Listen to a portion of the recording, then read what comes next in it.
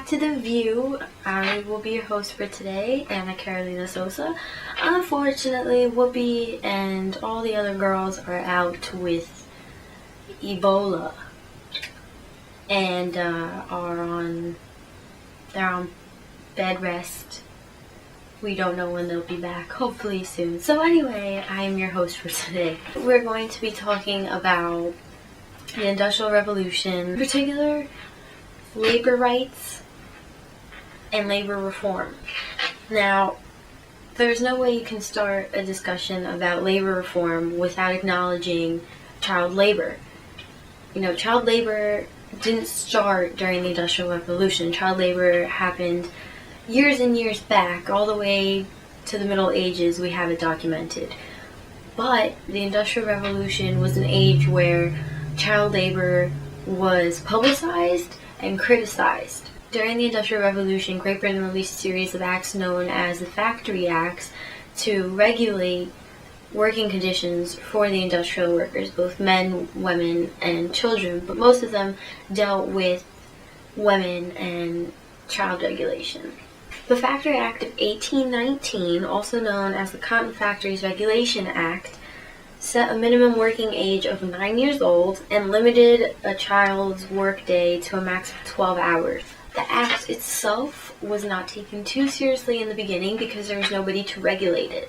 And as always, if there is no enforcement, there is no regulation to a law. And the second most important, chronologically speaking, would be the Factory Act of 1833, which is also called the Regulation of Child Labor Law. The Factory Act of 1833 did many things.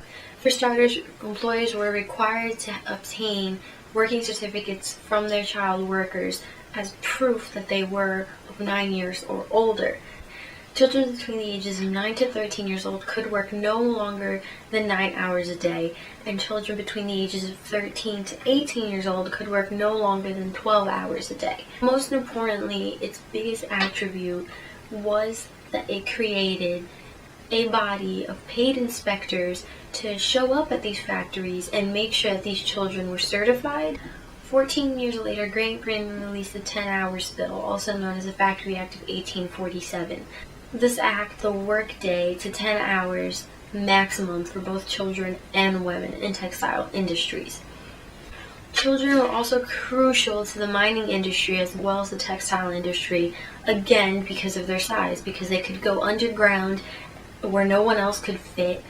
In fact, by 1842, a third of the workforce of underground coal mines was under the age of 18. The statistic, as scary as this, almost unbelievable for us today, led to the Mines Act of 1842, which stated that no females or boys under the age of 10 years old could go underground.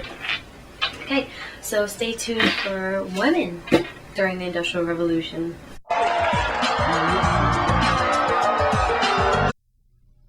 With your kind attention, a song I will thrill. All you must toil with the pick and the drill, and sweat for your bread in that hole in Oak Hill that goes down, down, down. When I was a boy, said my daddy to me, stay out of the mines, take my warning, said he, or with dust you'll be choked and a pauper you'll be broken down, down, down. But I went to Oak Hill and I asked for a job, a mule for to drive or a gangway to rob. The boss said, come out, Bill, and follow the mob that goes down, down, down. But enough with the children. Let's go to females. There was definitely a wage gap during the Industrial Revolution. Men were paid much more than women were. It is without a doubt that aside from the wage gap, women were treated terribly compared to men. From the get-go, they were discriminated against. Single women tended to get jobs much easier because the fear of pregnancy was not there for her employer. Their employers didn't have to worry about a husband's influence upon that woman if she was single or that she would have an unforeseen pregnancy. Britain did release another Factory Act. This Factory Act being the Factory Act of 1844, which regulated a woman's workday to a maximum of 12 hours. Now, of course, this act did come before the 10 Hours Act, so After 47, a woman's workday was then minimized to 10 hours maximum. But after that, many complained and created the Factory Act of 1850, which all it did was say that instead of 10 hours a day, a woman could work a max of 10.5 hours a day, but no earlier than 6 a.m. and no later than 6 p.m. We can't forget our beloved men. Trade unions formed during the Industrial Revolution. Men participated in trade unions and wanted them over issues like their pay, which makes sense. Instead of earning 10 shillings an hour, which is what a lot of them wanted, they were earning 7 shillings an hour, which was about to decrease to 6 shillings an hour. Workers were angry at management for not helping them in the communication process and not helping them make the workplace a better environment to be in. And of course, while laborers are starting to get frustrated and displaying their frustrations openly, management gets concerned. And so the Combination Act of 1799 was born. The Combination Act forbade any workers from forming any type of trade union. Now, of course, laborers are not going to take this lightly, and so with a lot of resistance, government ended up repealing the act in 1824, although it did limit and restrict trade unions a lot. Now, again, laborers are not going to be happy with the restrictions that they have, and a whole bunch of different parties are going to come together to form the British Labour Party. But what does it all mean? These are just a list of acts. What does it mean for everybody, not just for the workers during the Industrial Revolution?